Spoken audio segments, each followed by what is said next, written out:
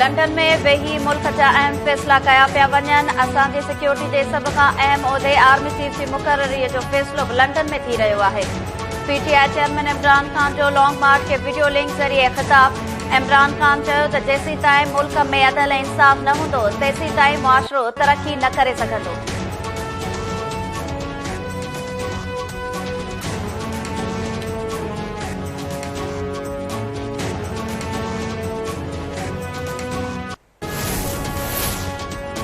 वज़ीर आज़म शहबाज शरीफ जी ॾेह रवानगी मुल्तवी। वधीक हिकु ॾींहुं लंडन में तरसंदो। पार्टी काइद नवाज़ शरीफ सां अॼु बि मुलाक़ात जो इम्कान।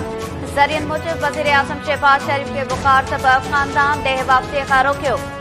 वज़ीर आज़म शहबाज शरीफ जी अॼु राति या सुभाणे ताईं ॾेह वापसी जो इम्कान आहे।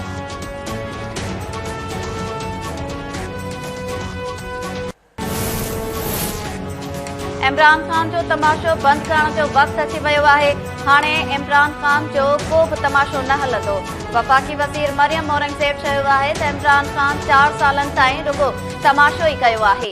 सूबाई वज़ीर शर्जील मेमून चयो आहे त इमरान खान इसराइली ऐं भारतीय अकाउंट खे ख़ुशि करण लाइ इदारनि ख़िलाफ़ गंदी मुहिम हलाए रहियो आहे। मुख़ालफ़नि ते इल्ज़ाम लॻाईंदड़ इमरान हाणे पाक फ़ौज जे सीनियर ऑफिसर्स ते बि इल्ज़ाम लॻाए रहियो आहे। इमरान खान मक़सद माणण लाइ अदालतुनि ऐं इलेक्शन कमीशन ते बि दबाव विधो।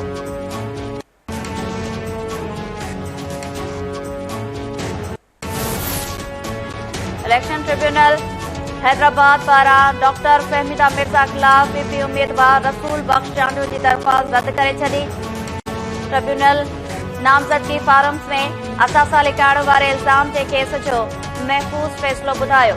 दरख़्वास्त अनुसार इल्ज़ाम मढ़ियो त doctor Fahmida Mirza sugar mill ज़मीन ऐं मिल्स ते कर्ज़ नामज़दगी फॉर्म में प्रॉपर्टी तौर ज़ाहिर न कई।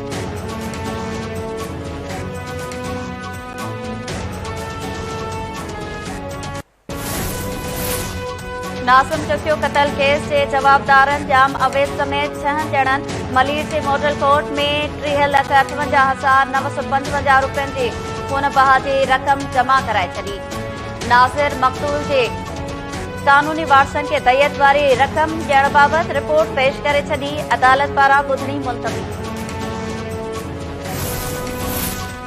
मलीर जे गदाफ वारे इलाइक़े में हथियारबंदनि जी क्लिनिक ते फायरिंग। डॉक्टर क़तल।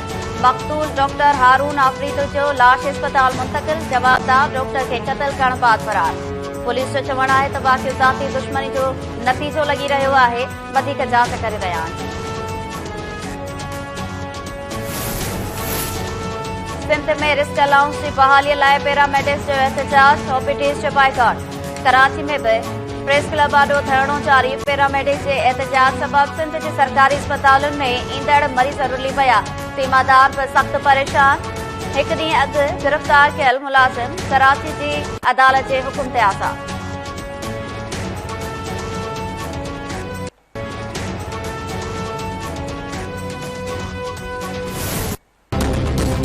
ॾाढो तकलीफ़ आहे असांखे। ॾाढो असां लोड़ियो आहे। बीमारी बड़ी में ॿार बच्चा अचनि था वञनि था। हिते को सहूलियत न आहे, रस्तो न आहे, कुझु बि हिते कोन्हे।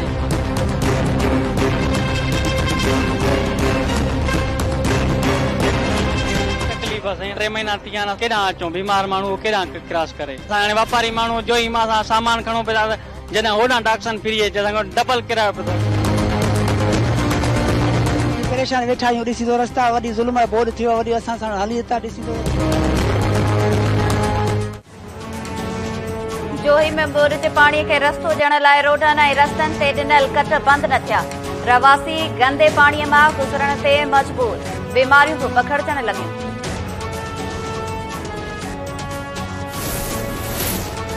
सिंध जे मुख़्तलिफ़ शहरनि में पाक फ़ौज जी हिमायत में रैलियूं। पाक फ़ौज जी हिमायत में नारेबाज़ी कई पई।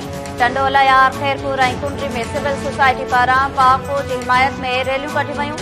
अॻवाननि चयो त पाक फ़ौज मुल्क जे दिफ़ा जी ज़ामिन आहे।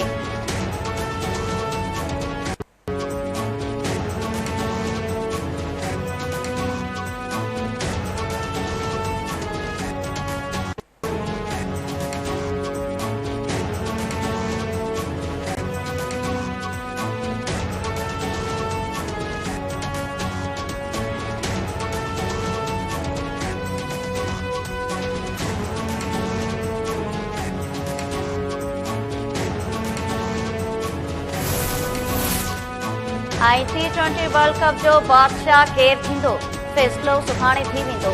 इवेंट जे फाइनल में पाकिस्तान जो मुक़ाबिलो इंग्लैंड सां थींदो। क़ौमी टीम जी भरपूर प्रैक्टिस, कप्तान बाबर आज़म फाइनल में कामयाबी लाइ पुरुमीद। बाबर आज़म चयो आहे त इंग्लैंड बहितरीन टीम आहे, कामयाबी लाइ 100% कोशिश कंदासीं।